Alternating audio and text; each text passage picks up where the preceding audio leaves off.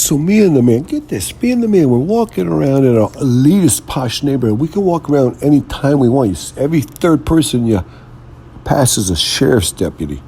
And we have our own municipal. In our own little borough, we have our own borough, then a municipal, a broader police force. We're a borough. We have a good 6-8 person police force in the borough. Then it's 20 or 30 cops in the town we live in. And then the sheriffs. Every third person, we can walk around anytime we want. Doesn't matter. We were walking around, and we thought we were the king of the world. We thought we were so free. We're like freeholders. You got to pay your taxes, so you're not a freeholder. But we felt like freeholders. It was a dewy, beautiful night. I can't remember if it was June or September. It was so glorious. You could see all the stars. Somehow there was not a power outage, but a brownout, and they started to allow people to, they told people to shut off all their lights and their ACs and everything, and they dimmed it down, and you could see all the stars. It was glorious. But that was the night that the bunch of weirdos from some kind of crazy place, I think it was a college, some kind of weirdo community college, where they all lived there like a bunch of freaks together in a commune, and they work. Supposedly they work. I don't know who's writing and paying these bills for these people, who's pumping the money in. It's got to be some kind of a weirdo thing where something bad's going on with QAnon. Hillary Clinton's probably in on it, and a bunch of other fat weirdos are probably involved with it, so look out. But whatever.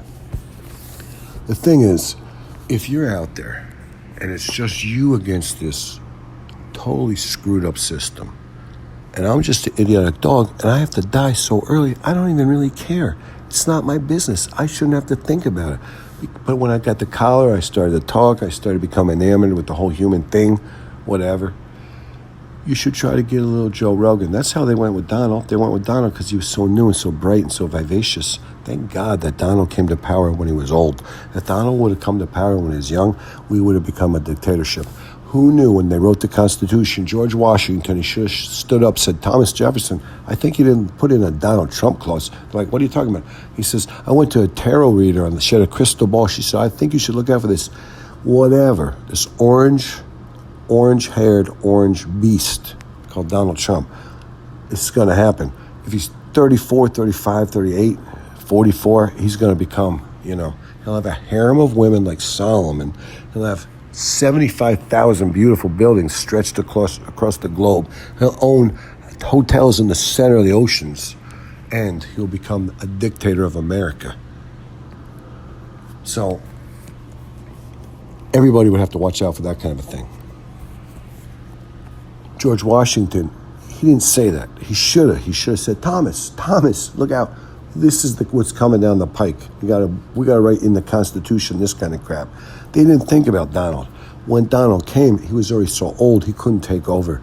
Joe Rogan was trying to help him, and then Joe Rogan went back. Vladimir Putin was trying to help him, and then Vladimir Putin got in a war, and he couldn't help nobody.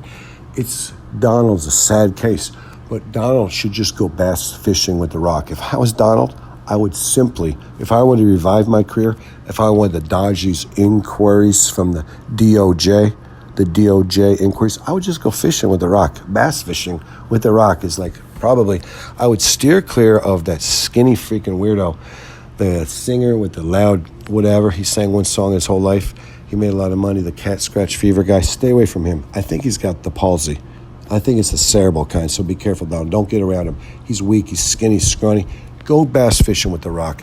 Listen to what The Rock tells you, and let The Rock become your guru, your guide, your whatever. You crawl up on the top of the mountain, you ask the wise man what it would be. Let Rock become that for you. Go bass fishing with The Rock, and that'll be good for you.